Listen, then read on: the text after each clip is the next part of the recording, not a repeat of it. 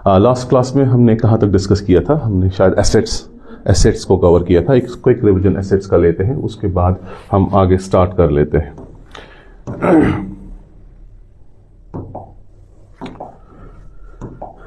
हमने एसेट्स को देखा था और एसेट्स में हमने क्लासिफिकेशन जो की थी वो इस तरीके से थी, जिसमें हमने क्या बोला था, एक होता है हमारे पास नॉन करंट एसेट्स, ठीक है, और दूसरा हमने क्या कहा था करंट एसेट्स होते हैं, ठीक है।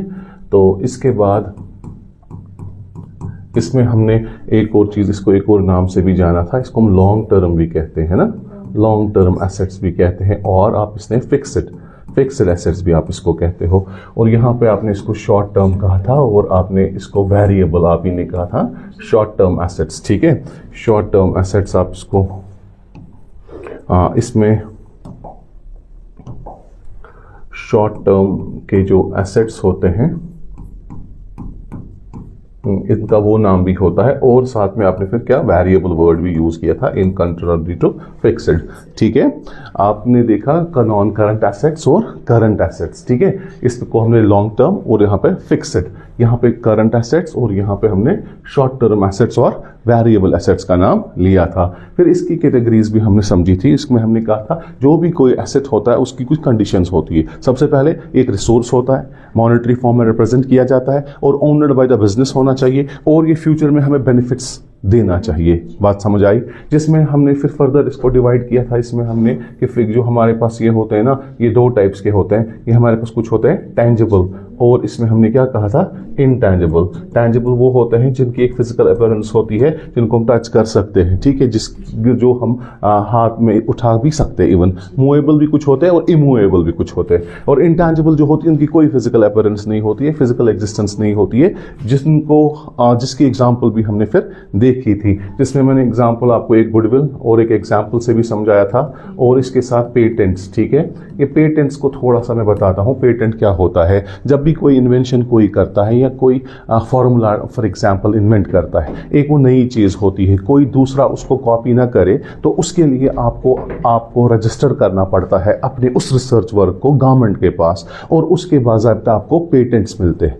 उस पेटेंट से क्या होता है कि दूसरा बंदा फिर आपके रिसर्च को कॉपी करके वही काम सिमिलर नहीं कर सकता। बात आपको समझ आ रही? वरना अगर आपने कोई रिसर्च वर्क की है, ठीक है, मान लीजिए आपने कोई ऐसा काम, मैं आपको एग्जांपल एक देता हूं, हमारे पास आज घर में स्टेबलाइजर यूज होते हैं, है ना, स्टेबलाइजर, सिंपल टर्म्स में उसको हम अपने कश्मीर टर्म में उसको ट्रांसफार्मर कहते हैं, है ना। वो क्या करता है, वो वोल्टेज इंक्रीज करता है। जब वो किसी ने बनाया हुआ होगा, जो नाम एक्चुअली याद नहीं है किसने बनाया है, जिसने भी उसको बनाया होगा उस समय उसने क्या किया होगा, उस समय उसने बाकायदा उसके पेटेंट्स किए होंगे, है ना।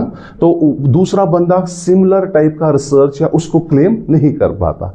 अगर वो पेटेंट उसके नाम पे नहीं होते तो कोई बंदा वो करता, और वो पहला जिसने असल में रिसर्च की होती वो उसको क्लेम नहीं कर पाता। बात आपको समझ आ रही? आज टाइम फिर ये जो पेटेंट होता है ना, फिर एक कुछ टाइम तक हमारे पास क्या होता है, ये कुछ ही टाइम तक हमारे पास वैलिड रहता है। पर्टिकुलर इसका जो है ना वो 20 ईयर्स के बाद जो पेटेंट्स होते हैं ना वो खत्म होते हैं। मैं आपको समझाता हूँ एग्जाम्पल से। मान लीजिए ये स्टेबलाइजर जो था, ये किसने बनाया था, और एक साइंटिस्ट ने बनाया होगा, ठीक है।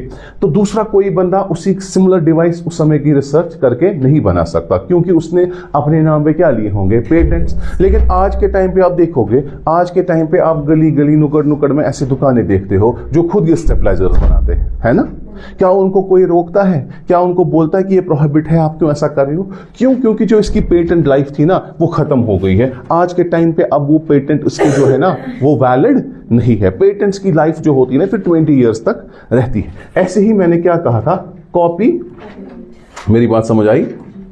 ऐसे मैंने क्या कहा था बेटा जी, कॉपीराइट भी हमारे पास होती है। क्या होती है?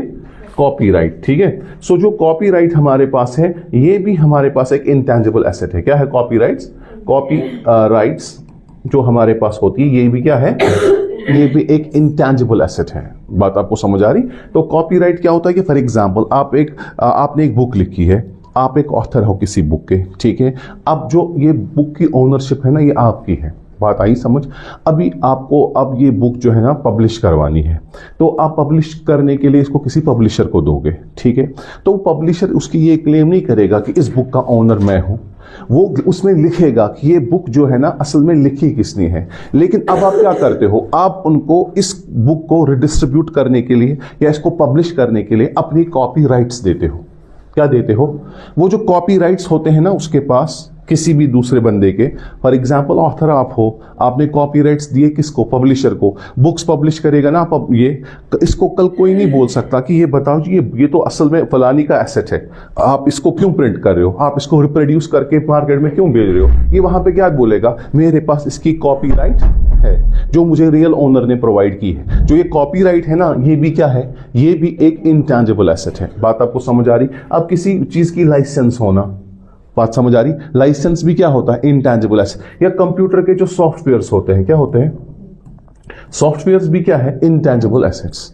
बात आपको समझ आ रही है? इनको बाज़ाबिता वो सारे कैरेक्टरिस्टिक्स होते हैं, लेकिन फिजिकल अपीयरेंस इनकी नहीं होती जो हमारे एसेट्स को होती है। आपको बात समझ आई? क्लियरली समझ आया? अब इसमें अब जो हमारे पास इसमें ना एसेट्स के जो हमने टाइप्स देखने हैं, किसके? जो टेंजिबल एसेट्स हमारे पास है। इसमें हमारे पास टेंजिबल एसेट्स को पहले क्या क्या कैटेगरी आती है वो जरा गौर से देखते हैं। टेंजिबल एसेट्स, एक हमारे पास क्या है? मशीनरी, हाँ, जिसको हम प्लांट एंड मशीनरी के नाम से भी आप जान सकते हो, प्लांट एंड मशीनरी। हमारे पास इसी तरीके से है फर्नीचर, फर्नीचर एंड फिक्सचर्स है हमारे पास। इसी तरीके से है जैसे कि हमारे पास लैंड है, लैंड एंड बिल्डिंग है, लैंड एंड बिल्डिंग है। ऐसे ही हमारे पास और भी फिक्स्ड एसेट्स है, जैसे कि हम बात जैसे लैंड, बिल्डिंग, फर्नीचर, कंप्यूटर्स है, ठीक है, मोटर व्हीकल्स है। बात आपको समझ आ रही? All of them are called the tangible assets. आते हैं किस में है? नॉन करंट एसेट्स में। ये कितने देर तक हमारे बिजनेस को बेनिफिट देते रहेंगे? 1 साल से ज्यादा। अब जिस एसेट का कन्फाइनेड बेनिफिट 1 साल तक ही महदूद रहता है उसको हमने करंट कहा था, या दूसरा नाम शॉर्ट टर्म भी, और आप वेरिएबल भी। बात समझ आ रही? और इसमें हमारे पास एक और चीज है, we have one more type of this asset, that's called livestock. क्या बोलते हैं उसको?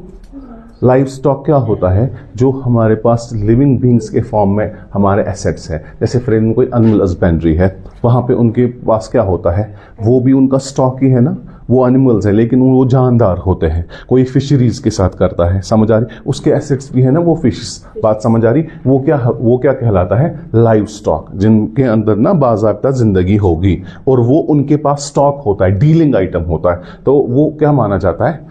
बात आपको समझ आ रही है? तो वो लाइव स्टॉक मान लीजिए कि कोई भी ऐसी जानदार चीज। बात आपको समझ आ रही है? That's what is also called a tangible asset. Is this clear? Intangible asset भी आपने मैंने आपको बताया था कौन कौन सा होता है, जिसमें आपने लिखा क्या? 1-2 आप लिखेंगे। Goodwill. Examples of the intangible assets are, examples of intangible assets are goodwill, copyrights. Examples of intangible assets are goodwill, copyrights, designers and patents.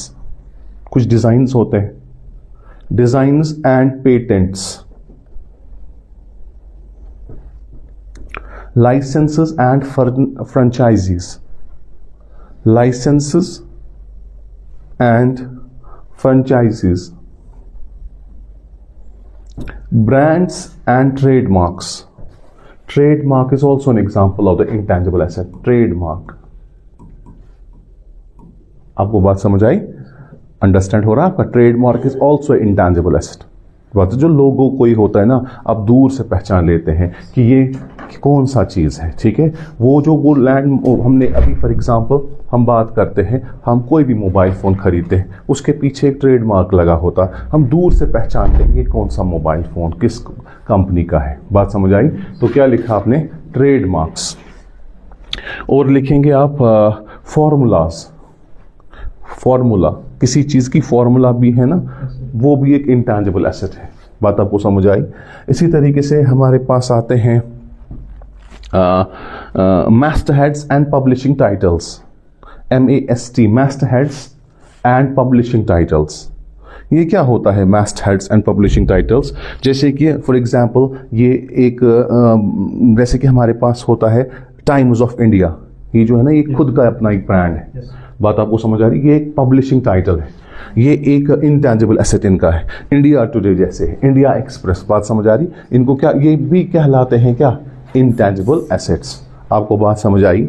अब मुझे एक चीज़ आप बताइए, अगर मुझे फिक्स्ड एसेट्स खरीदने हैं तो मैं इसमें से कैपिटल का कौन सा पोर्शन या कौन सा पार्ट कैपिटल का इस पे हम यूटिलाइज करते हैं?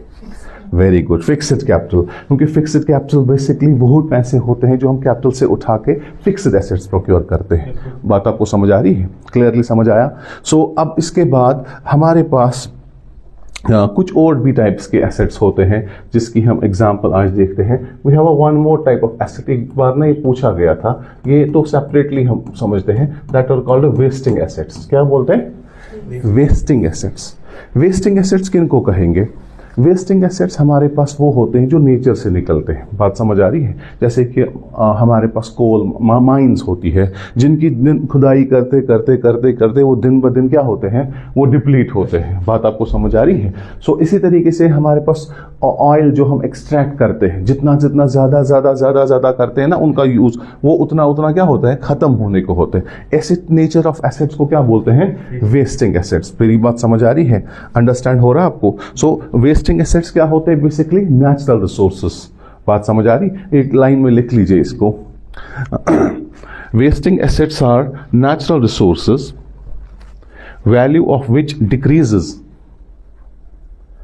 value of which decreases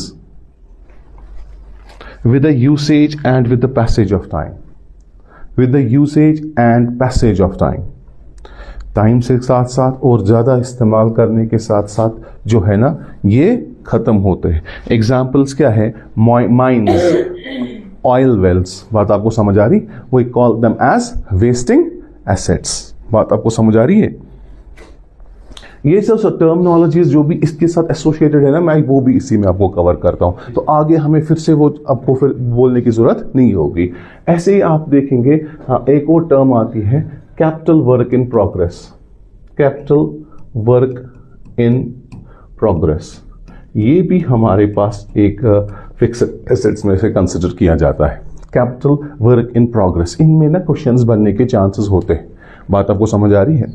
मैंने देखा था इंटेंजिबल एसेट्स पे एक क्वेश्चन आया था, पता नहीं 22 में या 24 में, एक इंटेंजिबल एग्जाम्पल्स दी थी, आपको आइडेंटिफाई करना था इनमें से इंटेंजिबल एसेट कौन सा है। बात समझ आ रही? ऐसे ही अब हमारे पास एक आता है कैपिटल वर्क इन प्रोग्रेस। बात को समझ लीजिएगा, हमने पहले एक एग्जाम्पल लेंगे। मैंने अभी आपको यहाँ पे क्या लिखा? बिल्डिंग। बिल्डिंग मुझे बताइए किस वाले टाइप में आएगा? फिक्स्ड में से भी कौन सा? Tangible asset. शाबाश।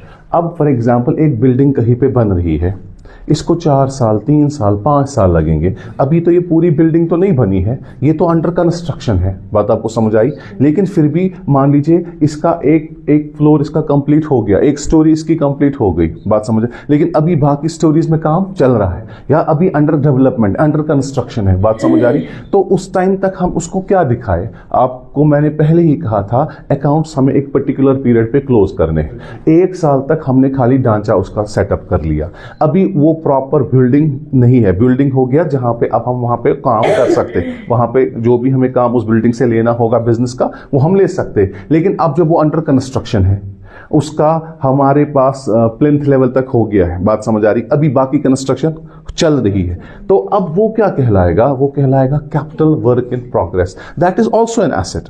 वो बिल्डिंग वहां पे नहीं है, वहां पे इसको क्या बोलेंगे? कैपिटल वर्क इन। कोई भी फिक्स्ड एसेट जिसकी अभी कंप्लीशन तक और कुछ प्रोसेसेस करने बाकी हो, उनको हम क्या कह सकते हैं? Capital work in progress. आपको बात समझ आई? अंडरस्टैंड हो गया? ये किस में लेकिन पार्ट आता है? किसका पार्ट है ये कैपिटल वर्क इन प्रोग्रेस? हाँ, ये तो बेसिकली फिक्स्ड टेंजिबल एसेट होता है which is under construction, which is under, हाँ, बात आपको अंडरस्टैंड हो गई? सो ऑफिस बिल्डिंग है जो अभी कंस्ट्रक्शन में है, उसको अभी 2-3 साल और लगेंगे, लेकिन पहले साल जिसमें हम बैलेंस शीट बनाएंगे उस समय उसको क्या बिल्डिंग में नहीं दिखाएंगे, वहां पे इसको क्या बताएंगे? Capital work in progress. बात आपको समझे? जब वो पूरी शेप इख्तियार करेगा बिल्डिंग की, तब उसको किस में डालेंगे? बिल्डिंग में। वाज़ा भी था एसेट। एसेट तो ये भी है, ये capital work in progress is also an asset. बात समझ आ रही? बिल्डिंग इज ऑल्सो एसेट, लेकिन जब कंप्लीशन फॉर्म में होगा तो बिल्डिंग कहेंगे, जब अभी अंडर डेवलपमेंट या अंडर कंस्ट्रक्शन होगा तो कैपिटल वर्क इन प्रोग्रेस। ये तो वर्क इन प्रोग्रेस का मतलब है अभी काम इस पे चल रहा है। बात आपको समझ आई? टर्म कभी कभार ये आया था, मैंने देखा था उसमें बच्चों को ना ये कैपिटल जो वर्ड आया था ना उससे वो कंफ्यूज हुए थे। बात आपको समझ आई? Capital work in progress is basically a tangible fixed asset, इसका ताल्लुक कैपिटल के साथ नहीं है। बात समझ आ रही है? अंडरस्टैंड हो गया आपको? ये तो एसेट से ही रिलेट करता है। आगे फिर देखना होगा ना कि हम इसको किस अकाउंट की गियर में रखेंगे जब हाँ कॉस्ट एक्सपेंसेस जो होंगे। एग्जैक्टली। देखिए कैपिटल वर्क इन प्रोग्रेस, आपको मान लीजिए 5 साल लगेंगे बिल्डिंग को। पहले साल जितना भी आपको पैसा खर्च आया ना इस बिल्डिंग पे, वो आप कैपिटल वर्क इन प्रोग्रेस में दिखाएंगे आप ईयर वाइज। हाँ बात। फिर जब आपको 2 साल हो गए, 2 साल तक आपने इसको कैपिटल वर्क इन प्रोग्रेस में दिखा, फिर जब फाइनल शेप बिल्डिंग की आएगी ना तो बिल्डिंग का सारा उसमें कॉस्ट दिखाना है। बात समझ आई? अंडरस्टैंड हो गया? फिर उस समय ये capital work in progress asset नहीं हो, क्योंकि पहले 2 साल आपने बिल्डिंग एसेट नहीं दिखाया होगा, उसके बदले क्या दिखाया था आपने? जब बिल्डिंग तैयार हो गई, फिनिश हो गई, अब वहां पे काम चल रहा है, तो ये तो खत्म होगा और पूरे जो उसका कॉस्ट होगा ना, कॉस्ट फिर बिल्डिंग का जितना भी कंप्लीट हुआ होगा इन 5 सालों का, वो सब कुछ किस में रिफ्लेक्ट होगा? आपको बात समझ आई? क्लियर? इसके बाद हमारे पास इसमें आता है जी, हाँ एक और टर्म, इनटैंजिबल एसेट्स भी अंडर डेवलपमेंट होते हैं। क्या होते हैं बेटा? Intangible assets under development.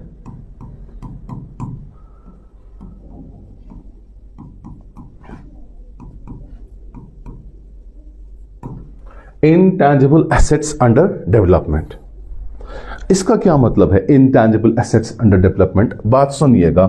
आपको फॉर एग्जांपल कहीं पे किसी लाइसेंस के लिए अप्लाई करना है, इसके लिए मान लीजिए 4-5 प्रोसेसेस होते हैं। इसमें आपने 5 प्रोसेसेस में 4 प्रोसेसेस कंप्लीट किए हैं, लेकिन अभी एक प्रोसेस फाइनल करना, तो जब तक वो फाइनलाइज नहीं होगा तब तक वो किसके अंडर आएगा? Intangible assets under development. बात आपको समझ आई? अंडरस्टैंड हो गया बेटा? ये जैसे ये उसका अपोजिट बन जाता है। मेरी बात समझ आई? ये भी fixed intangible assets under development है। For example you consider software as one of the types of intangible assets, but software for development को कभी कभार टाइम भी लगता है। हमारा सॉफ्टवेयर तैयार है लेकिन अभी उस पर टेस्टिंग नहीं हुई है। Testing is one of the एक चीज होता है, प्रोसेस होता है सॉफ्टवेयर को फाइनली रिलीज करने के लिए। तो हम क्या कह सकते हैं उस समय? या सॉफ्टवेयर में डिफरेंट मॉड्यूल्स बनते हैं, उसके 4 मॉड्यूल में से 3 मॉड्यूल्स प्रिपेयर्ड है, लेकिन फाइनली अभी प्रोडक्ट कंप्लीट, तो उस तक आप उसको क्या कंसिडर कर सकते हैं? Intangible asset under development. ये भी क्लियर हो गया? तो एसेट से रिलेटेड हमारी बातें क्लियर हो रही है। अब हम बात करेंगे किसकी? करंट एसेट्स की। ये तो मैंने समझाया था ना आपको करंट एसेट, तो इसकी भी 1-2 लाइनें लिखेंगे, इससे याद रहता है फिर। Write down, current assets are those assets, current assets are those assets which are held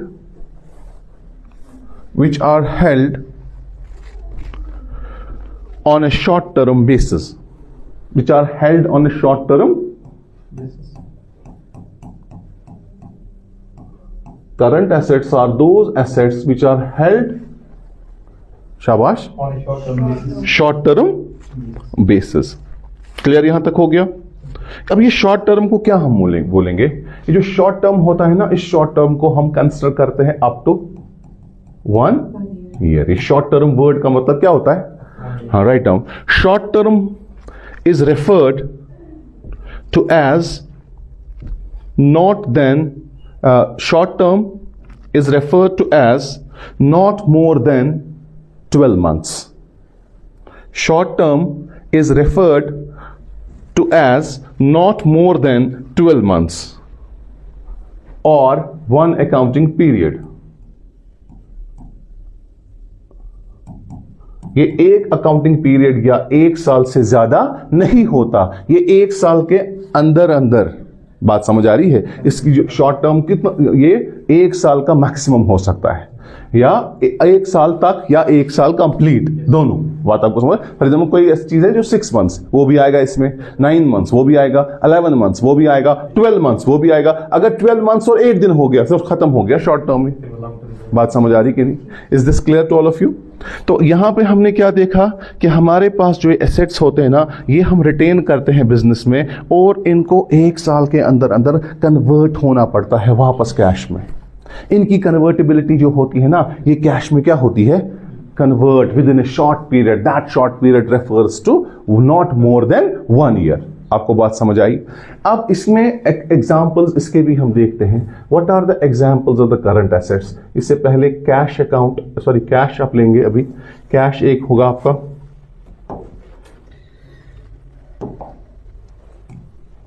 इसमें हमारे पास दूसरा आता है बैंक में जो आपके पास पैसा होगा, बैंक बैलेंस। बात आपको समझ आई? तीसरा, जो भी आपका कस्टमर्स के पास पैसा होगा, जो वो आपसे जो ना रिसीव आप करोगे। बात समझ आ रही? डेटर्स। अभी तो मैंने डेटर्स नहीं बताया। मान लीजिए अभी मैं यहाँ पे वर्ड यूज करता हूँ कस्टमर्स, जिनको हमने उधार पे माल सेल किया होगा।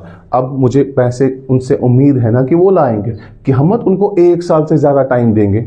अगर आप क्रेडिट पे कोई चीज बेचते हो, आप कितना टाइम उनको दोगे? 10 दिन, 15 दिन, 1 महीना, 2 महीना, कि साल से ज्यादा नहीं।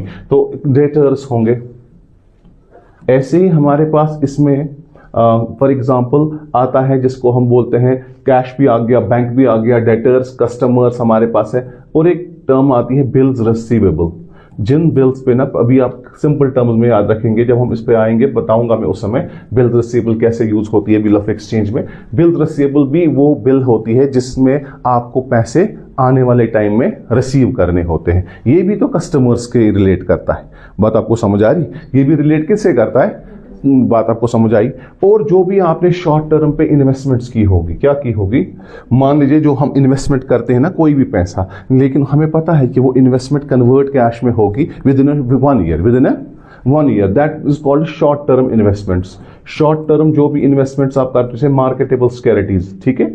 शॉर्ट टर्म इन्वेस्टमेंट्स मतलब आपके पास कुछ पैसा बचा हुआ है, आप कहते हो कि फिलहाल 6 मंथ्स के लिए मैं इसको इन्वेस्टमेंट में लगाती हूँ, ठीक। मुझे पता है कि 6 मंथ्स के बाद इसको मुझे कन्वर्ट किस में करना है? वापस कैश में। मैं आऊंगा उस पर। अभी 6th पॉइंट इसमें जो है ना, जो मेरे पास गुड्स होते हैं बल्क क्वांटिटी में सेल पर्पस के लिए, so we consider also this as a. बात आपको समझ आई? स्टॉक आपको समझ आ गया? इसमें हमारे पास ऐसी तरीके से जो भी आपके पास मान लीजिए जो भी आपके पास शॉर्ट टर्म इन्वेस्टमेंट्स, मैंने आपको कहा था, जो कोई भी शॉर्ट टर्म इन्वेस्टमेंट हो वो आपको कंसिडर किस में करनी है? करंट एसेट में। आपको समझ आई? इसमें हमारे पास होते हैं कमर्शियल पेपर्स। ये टर्म मैं अभी नहीं बताऊंगा, आगे कमर्शियल पेपर्स या ट्रेजरी पेपर्स। बात समझ आ रही? उनको भी ज्यादा टाइम कैश में कन्वर्ट होने के लिए नहीं लगता है। बात आपको समझ आई? मैंने यहाँ पे स्टॉक का वर्ड यूज किया, इसको हमें इन डिटेल पढ़ना है। दूसरा नाम भी अभी याद रखिएगा, इसका इन्वेंट्री भी कहते हैं। क्या बोलते हैं? इन्वेंट्री। और इसको हम मर्चेंडाइज भी कहते हैं। मर्चेंडाइज, मर्चेंडाइज क्या होता है? वो गुड्स जो आपने सेल पर्पस के लिए रखा होता है। सो बल्क क्वांटिटी पे जो भी हमारे पास गुड्स अवेलेबल होते हैं ना सेल पर्पस के लिए, उसको हम स्टॉक कहते हैं। क्या कहते हैं? कभी आपने सुना होगा कि अभी आप किसी भी शॉपकीपर के पास जाते हैं कोई आइटम लेने के लिए, वो बोलता है ये आउट ऑफ स्टॉक हो गया है। आउट ऑफ स्टॉक का मतलब होता है असल में वो चीज अब उसके पास अवेलेबल, अब कोई चीज होता है ना, वो बोलते हैं, वो टर्म यूज करते हैं, अब वो रीस्टॉक हमारा हो गया। दैट मीन्स अब उसके पास वो आइटम्स आज अवेलेबल है। बात समझ आ रही? सो ये सारे जो एसेट्स होते हैं ना, ये करंट एसेट्स वो एसेट्स है, या तो ये ऑलरेडी कैश फॉर्म में होंगे। क्या होंगे? एक और इसको ना हम डिफाइन करेंगे, अब इसको रिफाइन करेंगे थोड़ा समझने के लिए, कि हमारे पास करंट एसेट्स वो एसेट्स होते हैं या तो वो कैश में ऑलरेडी होंगे, या में इसमें जो कैश में जो कन्वर्टिबिलिटी होगी ना, वो होगी within a short period. That short period refers to 1 year at max. बात आपको समझ आ रही? So we can say current assets are such assets which are either in the form of cash or can be converted into the form of a cash within a short period of time. That short period is only up to 1 accounting period. आपको बात समझ आ रही? Clearly समझ आ गया? And one more we have a type here that's called prepaid expenses. Prepaid, ये जब expenses पढ़ेंगे वहां पे इसको हम डिटेल में देखेंगे। क्योंकि कुछ टर्म्स ऐसे होती है ना जो एक टर्म दूसरे टर्म से रिलेट करती है। ये अकाउंटिंग टर्मिनोलॉजी इसीलिए आपको जो रखा है ना, ये हम पहला ही चैप्टर इसका पढ़ रहे हैं। It will take us little more time थोड़ा कट समझ as compare to others, because ये सारी अकाउंटिंग जो है ना इसी पे बेस्ड है। आपको बात समझ आई? फिर जो भी आप आगे अकाउंट्स पढ़ेंगे वो बेस्ड होगा किस पे? क्योंकि हमारी ये फाउंडेशन है, ये पहली बार जो पढ़ रहा होगा उसको तो ये जरूरी समझना है। बात आपको समझ, अब जिसने अकाउंटिंग पढ़ा है या कॉमर्स बैकग्राउंड का है उनको तो ये चीजें पता होगी। बात आपको समझ आ रही है? लेकिन हम यहाँ पे फिर से आपको जीरो लेवल से ही अकाउंट्स पढ़ा रहे हैं, ठीक है। अब देखिए प्रीपेड एक्सपेंसेस जो है क्या है, आप समझ लीजिएगा। एक्सपेंसेस जो होते हैं ना, हम इसलिए पे करते हैं क्योंकि उससे हमें कोई बेनिफिट मिलना चाहिए। बात आपको समझ आई? मान लीजिए अभी आप इंस्टीट्यूशन आए, आपको फॉर एग्जांपल एक हमारे बस में आ गए, ठीक है। तो ये बस आपने जो आप इस बस में चढ़े, आपको उस बस ने सर्विस दी, उसने आपको लाल चौक से लेके करण नगर छोड़ा, तो आपने उसको क्या किया, पे किया, तो ये आपको एक्सपेंस बन गया। तो आपने बेनिफिट को एक्वायर, हर एक एक्सपेंस के पीछे कोई बेनिफिट होता है। आप यहाँ पे पढ़ने आ रहे, यहाँ पे आप फी पे कर रहे, ये आपके लिए क्या है, एक्सपेंस। बात आपको समझ आ रही? हम इस रूम की रेंट पे कर रहे हैं, ठीक है। तो ये रूम की जो पे हम करते हैं ना, पे आप लैंडलॉर्ड को, वो क्या है, बिजनेस का एक्सपेंस। बात समझ आ रही? यहाँ पे हम सिर्फ बिजनेस के एक्सपेंसेस की बात करते हैं। बात आपको समझ आई? अगर आप कभी भी अपने एक्सपेंसेस की पेमेंट एडवांस में करते हैं, क्या करते हैं, मैं आपको एग्जांपल देता हूं। आपने यहाँ पे कोर्स ज्वाइन किया, यहाँ आप यहाँ पे पढ़ रहे हैं, ठीक है। आप अभी फा के बैच को यहाँ से पढ़ रहे हैं, ठीक है। अभी आपका बैच कंप्लीट नहीं हुआ, अभी हमने आपको नहीं पढ़ा, लेकिन आपने एडवांस में पेमेंट कर दी। So that's called prepaid expenses. बात आपको समझ आ रही है? सो प्रीपेड एक्सपेंसेस जो होते हैं ना, ये भी हमारे लिए करंट एसेट तब तक बनेंगे, आपके लिए करंट एसेट बनेंगे जिन्होंने ये पे किया है। किस डेट तक? जब तक कि आपको उसके बेनिफिट सारे एक्वायर नहीं होंगे। क्योंकि हर एक एक्सपेंस का ताल्लुक किसके साथ होता है, बेनिफिट्स के साथ होता है। सो जब भी आपको जब तक आपको कंप्लीटली वो बेनिफिट्स नहीं मिलेंगे, तो आपने क्या किया, आपने एडवांस में इसकी पेमेंट की। जब तक ये सारे बेनिफिट्स आपको नहीं मिलेंगे, तब तक वो आपके लिए बनेगा करंट एसेट। क्या बनेगा? आपको बात समझ आई? आपको नहीं समझ आ रहा? हाँ, एसेट कैसे बन गया? बहुत अच्छा। देखो जी, मैंने क्या कहा, एक्सपेंसेस का ताल्लुक किसके साथ होता है, बेनिफिट, ठीक है। अभी अगर आपको बेनिफिट नहीं मिला, बात हमको समझ आई, लेकिन आपने उसकी पेमेंट पहले ही कर दी। अब जब तक कि आपको वो बेनिफिट सारे वहां से हासिल नहीं होंगे, तब तक ये आपके लिए एसेट की तरह, ये एसेट की शक्ल इख्तियार करता है। बात समझ आ रही? से फॉर एग्जांपल आपको मोबाइल फोन में रिचार्ज करना होता है, ठीक है। आपने प्रीपेड में इसमें 500 रुपीज भर दिए, आपने मत अभी इसका यूज किया। मुझे पहले बताइए, मोबाइल फोन का रिचार्ज आपके लिए एक्सपेंस है कि नहीं? लेकिन अब आपने कहा क्या किया, आपने तो एडवांस में करके रखा। अब जब तक ये इसका जो बेनिफिट है ना, जब तक ये 500 रुपए आप यूटिलाइज नहीं करेंगे ना, तब तक ये क्या वर्ड इख्तियार, ये आपके लिए एसेट, एक्सपेंस तो है, लेकिन साथ में आपके लिए क्या बनेगा। असल में मुझे समझाना है, जब हम एक्सपेंस पढ़ेंगे, एक्सपेंसेस का जो ताल्लुक है ना, वो ड्यू डेट के साथ होता है। क्या होता है?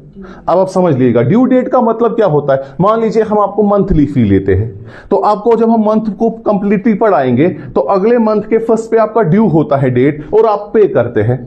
बात आपको समझ आई? सो ये ड्यू डेट पे जो आप पेमेंट करते हो ना, वहां के लिए जो आपका फी यहां पे करना होगा, वो आपके लिए एक्सपेंस कहलाएगा। सिंपली क्या कहलाएगा? हाँ, ड्यू डेट हो गया, आपने पेमेंट कर दी, हम मंथली आपसे फी ले रहे थे, हमने आपका ड्यू डेट पे फी रिसीव किया, तो ये सिंपली क्या बन गया, एक्सपेंस। लेकिन अगर ड्यू डेट से पहले ही आपने यहां पे पेमेंट की, बात आपको समझ आई? यहां पे आपने जब पेमेंट ड्यू डेट पे की ना, तो वो टर्म यूज सिर्फ क्या हमने किया, एक्सपेंस। अगर आपने ड्यू डेट से पहले ही, ड्यू डेट का मतलब हो गया जहां पे आपके बेनिफिट सारे एक्सपायर नहीं हुए। बात समझ आई?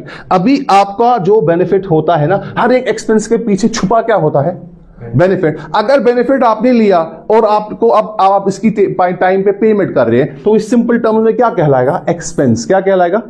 अगर आपका ड्यू डेट अभी नहीं हुआ है, असल में आपका ड्यू डेट आपके फी का तब होगा जब सारे कंपोनेंट्स आपको कवर होंगे, है ना, सिंपल सी बात। सारे कंपोनेंट्स कवर होंगे और सबका सिलेबस कंप्लीट होगा, तो आपका ड्यू होता है। और आपने उसके बेनिफिट्स लिए और आपको उसके बदले फी पे करना था। लेकिन हम क्या करते हैं, हम एडवांस में फी आपका रिसीव करते हैं और आप क्या करते हैं, आप एडवांस में फी पे करते हैं, वरना ड्यू तो मत हुआ था अभी। सो जो एडवांस पे आपने यहां पे पेमेंट की, सो वो क्या कहलाएगा, प्रीपेड एक्सपेंसेस है ना, प्रीपेड फी। एक्सपेंस का फी क्या है आपके लिए, एक्सपेंस। यहां पे आपने जो आपने भरा ना, यहां पे आप सिर्फ टर्म यूज क्या करोगे अपने लिए, फी। यहां पे आप क्या टर्म यूज करोगे, प्रीपेड फी। जो एक्सपेंस आपने एडवांस में पे किए, जिनका अभी ड्यू नहीं हुआ था, उनके बेनिफिट्स अभी हमें हासिल करने बाकी है। जब आपने एडवांस में इसकी पेमेंट की तो वो बन गया प्रीपेड एक्सपेंस, और ये तब तक आपके लिए एसेट है। क्या है, हाँ, आपने फी पे करके रखा है, ये आपके लिए क्या है। बात आपको समझ आई, बात आपको समझ। अब ये प्रीपेड कब खत्म होगा एक्सपेंस में, जब इसका ड्यू डेट आएगा। आपको बात समझ आई। अब यहां पे एक इंपॉर्टेंट टर्म, यहां पे अब इसको हमने क्लियर किया, फिर से एक बार देखिएगा, ये बड़ा इंपॉर्टेंट है। एक्सपेंसेस में मुझे फिर ज्यादा इसको रिवाइज करने की जरूरत नहीं पड़ेगी। अब ये बात यहां पे ही आपने देखी तो देख लीजिएगा पूरा। एक्सपेंस, एक्सपेंस का मतलब क्या होता है, मुझे बताइए। एक्सपेंस से पैसे आपको आते हैं कि जाते हैं, वेरी गुड। एक्सपेंसेस से हमें आउटफ्लो ऑफ कैश होगा, आउटफ्लो ऑफ मनी होगा। बात आपको समझ आ रही। तो अब जब एक्सपेंसेस का ताल्लुक होता है बेनिफिट्स के साथ, जब तक आपको बेनिफिट नहीं मिलेगा तब तक जो अगर आपका फॉर एग्जांपल कहीं पे पैसे जा रहे हैं आपको, अब मुझे सिंपल टर्म्स में पहले बताइए क्या है एक्सपेंस, आउटफ्लो है ना, outflow of money, outflow of cash आप कह सकते हो, है कि नहीं। क्लियरली समझ आ रहा है। एक्सपेंसेस के जरिए से ही होता है ना। कोई नहीं बोलता ना मुझे एक्सपेंसेस हो रहे हैं और मुझे वहीं से पैसे आ रहे, नहीं। एक्सपेंसेस के समय क्या होता है, बात समझ आई। लेकिन ये आउटफ्लो ऑफ किस लिए करते हो, क्योंकि इसके पीछे कोई, वेरी गुड, इसके पीछे क्या होता है, उस बेनिफिट को एक्वायर करने के लिए, उस बेनिफिट को हासिल करने के लिए आप ये आउटफ्लो ऑफ मनी करते हैं, क्योंकि आप ये ट्रांजैक्शन बन गई। कोई चीज सैक्रिफाइस कर होती है, कोई चीज आपको एक्वायर होती है। बात समझ आ रही कि नहीं। अब मुझे बताइए, बेनिफिट आपको मिलना चाहिए ना, आपको बात समझ आई। अगर मुझे ये चीज बताइए, अगर कोई आउटफ्लो ऑफ मनी कहीं से हमें हो रहा है लेकिन वहां से कोई बेनिफिट हमें हासिल नहीं हो रहा, तो वो क्या कहलाएगा, दैट्स अ लॉस। लॉस और एक्सपेंस में यही फर्क है। आपके पास, मैं एग्जांपल देता हूं, आपके पास भी फॉर एग्जांपल 20 रुपीज है, आपके पास भी 20 रुपीज है। You are getting my point. आपने 20 रुपीज निकाली और एक आइसक्रीम खाई, इसने भी 20 रुपीज पैंट में ऐसे चेक किए, वहां पे है ही नहीं। ये 20 रुपीज आपके भी इसी पैंट से आउटफ्लो हो गए ना, बाहर निकले, इसको भी आउटफ्लो, लेकिन इसको कोई बेनिफिट नहीं, वो किसी पॉकेट मारने लिए। बात आपको समझ आ रही। तो ये जो आप इससे भी 20 रुपए निकले, इससे भी 20 रुपए, जो 20 रुपए मैं आपकी एग्जांपल ही लेता हूं, इसका मूड खराब हो जाएगा वरना। बात समझ आ रही कि नहीं। अब जो है मेरे जेब से ही ये खुदा ना खासा ये 20 रुपए गिर गए। बात समझ आ रही कि नहीं। ये क्या है, लॉस। लेकिन इसने भी ये जेब से 20 रुपए निकाले, इसको बेनिफिट हासिल किया, इसने आइसक्रीम खाई, अभी नहीं खाना। लेकिन आप बात समझ आ रही कि नहीं। एक्सपेंसेस का ताल्लुक बेनिफिट्स के साथ है, और वो बेनिफिट जिस पे आपको वो बेनिफिट मिलता है ना, उसको हम ड्यू डेट कहते हैं। क्या कहते हैं, बात आपको समझ आई। अब बात समझ, ड्यू डेट का मतलब जिस पे वो मांगा जाता है। फॉर एग्जांपल हमें रेंट भरनी है, ये रेंट कब हमें देनी है, मंथली। तो ये एक मंथ हमने इस हॉल का यूज किया, इस रूम का यूज किया, इस ऑफिस का यूज किया, से at the end of the month हमें नॉक करेगा कौन, लैंडलॉर्ड जी। क्या हमें खुद समझ आएगा, रेंट देनी है। बात आपको समझ आई। कब आ रहा है, फर्स्ट टू फर्स्ट। हमें बच्चे का फीस स्कूल में भरना है, ये कब भरना है, first two. So that means कशर अल्फाजन मज वन बह यम सात वगरई छे गछान क्या, हाँ वगरई यम सात कर। मिसाल मैं बोल, आज हमारा फॉर एग्जांपल 3 तारीख है, फॉर एग्जांपल आज दिसंबर का 3 तारीख है, हमने पे कर दिया, ये आपने प्रीवियस मंथ पे किया। अब मुझे बताओ क्या 15 डेट इसी मंथ पे कोई आ सकता है, मुझे बोलो, दे दो। क्यों, आप क्या बोलेंगे, अभी ये ड्यू।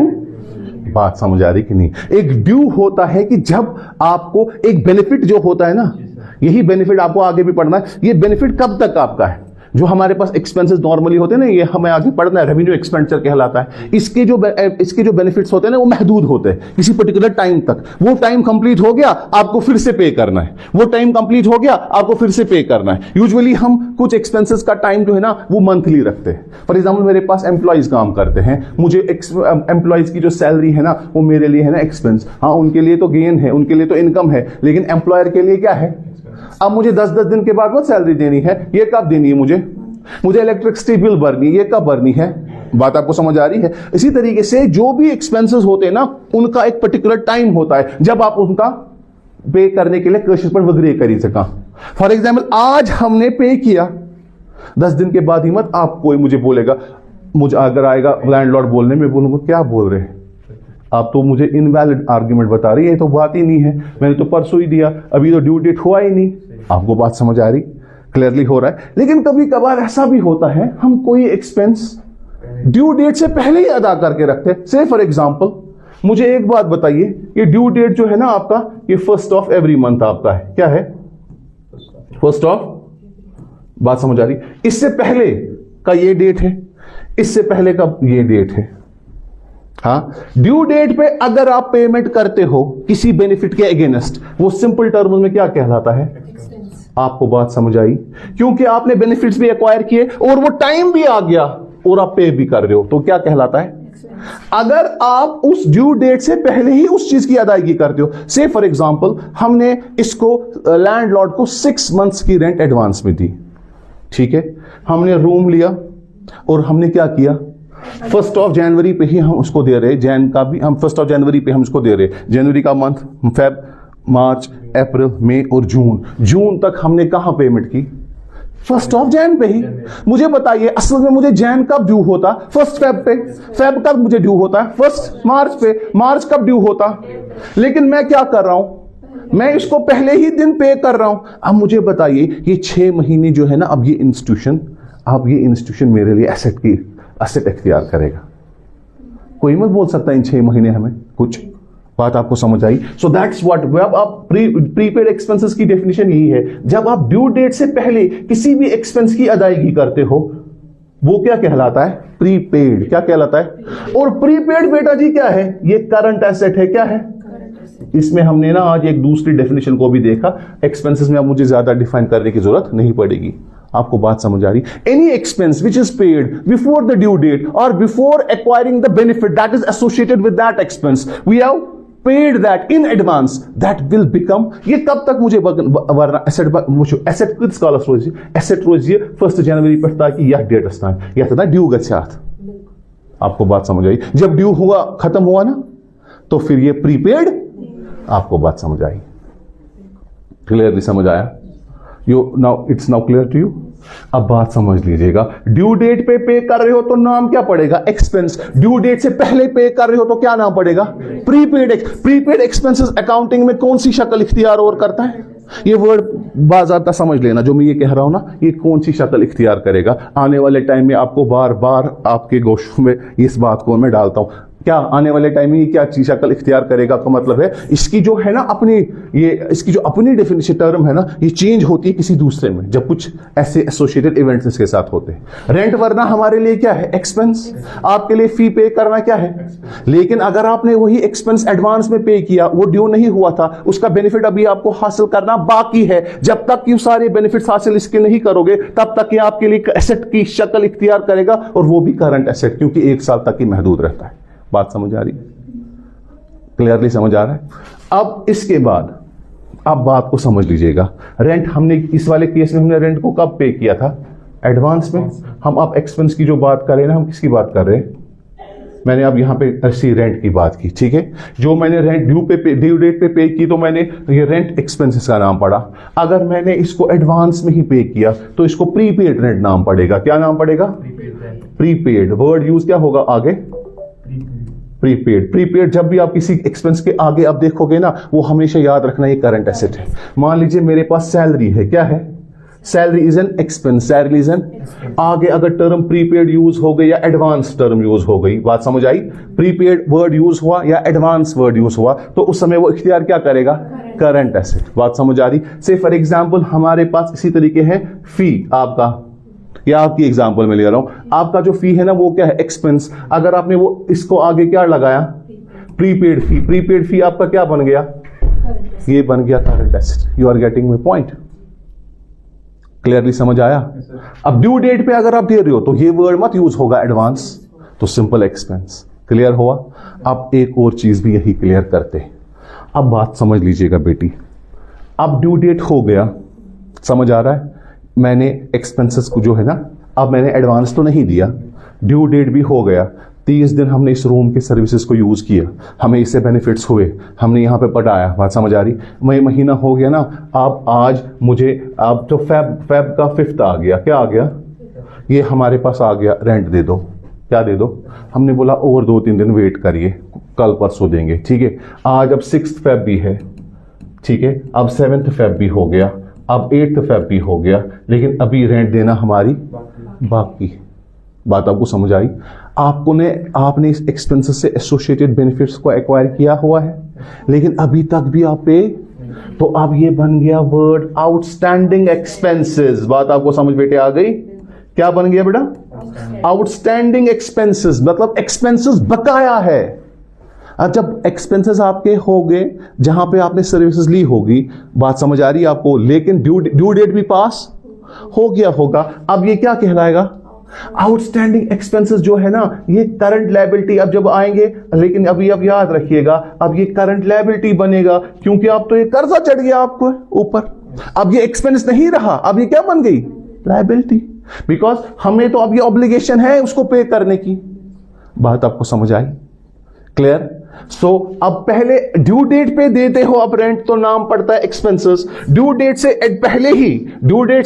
पहले ही अब जब एडवांस में पे करते हो तो बनता है प्रीपेड रेंट, तो बनता है वो करंट एसेट। अगर अब ड्यू डेट भी पास हो गया, आपने उससे एसोसिएटेड सारे बेनिफिट्स भी एक्वायर कर लिए, लेकिन अभी भी आपकी रेंट देनी बकाया है, बकाया मतलब ही लायबिलिटी होती है, तो ये करंट लायबिलिटी बन जाती है।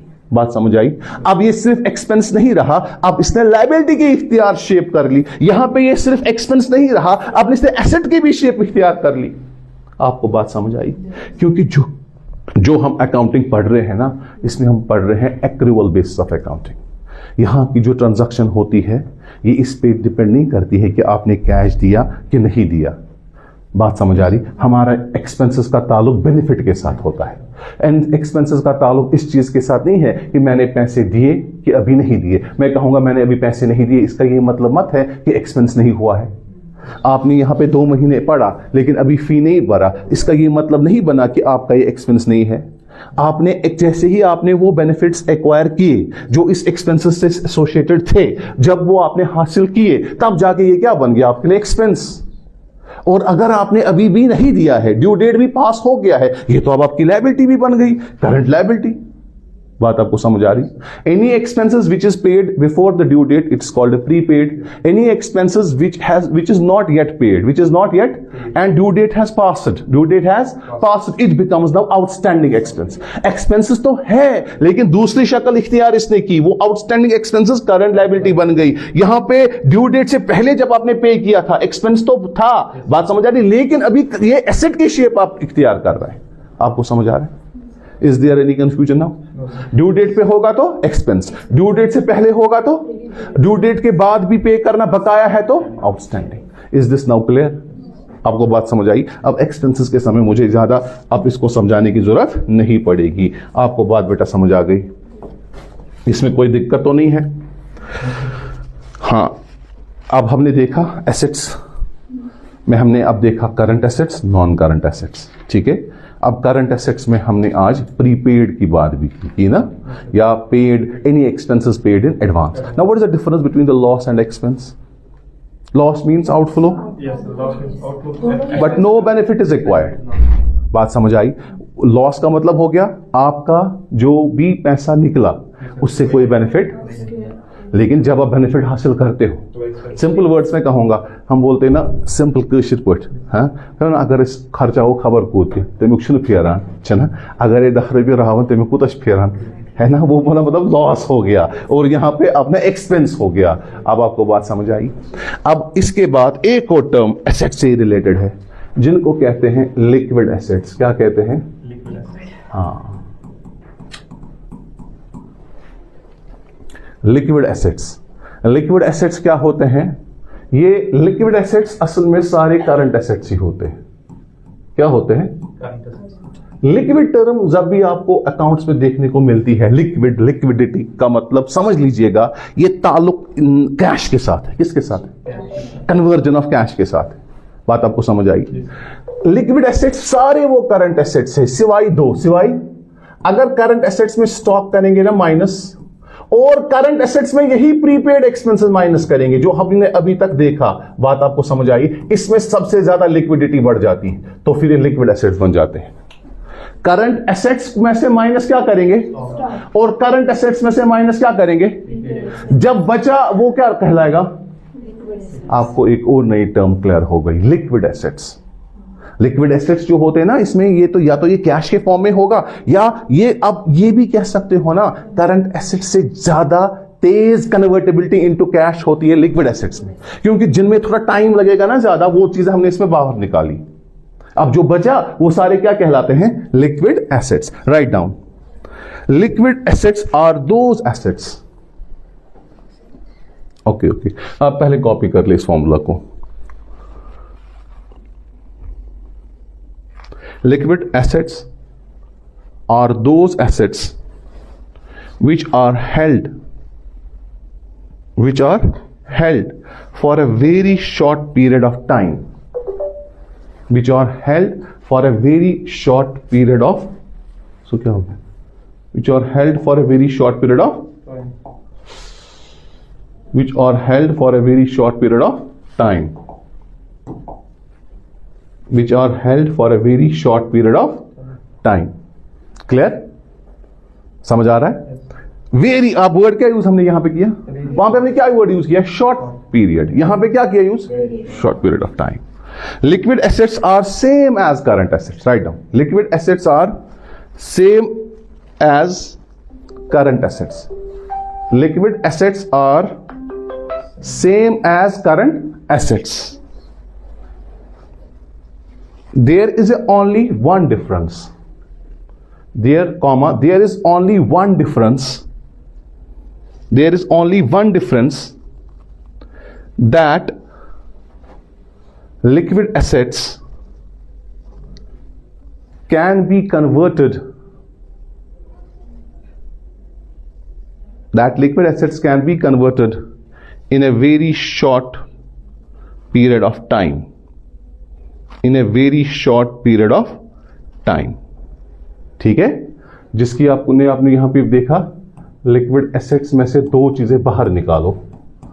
क्या? करंट एसेट्स में से स्टॉक को माइनस करो और माइनस क्या करो? इसका ये मतलब भी है ना कि इनमें थोड़ा टाइम ज्यादा ही लगता है, ये आगे हमें काम आएगा। इनमें कन्वर्टिबिलिटी इनटू कैश क्या है? इनको थोड़ा ज्यादा टाइम लगता है। अब ये दो चीजें अगर हम बाहर निकालेंगे ना, जो भी बचे करंट एसेट्स हैं वो सारे क्या कहलाएंगे? आज के लिए इतना ही, बाकी इंशाल्लाह कल देखते हैं। ठीक है? क्लियर हो गया बेटा आपका प्रीपेड एक्सपेंसेस? ओके।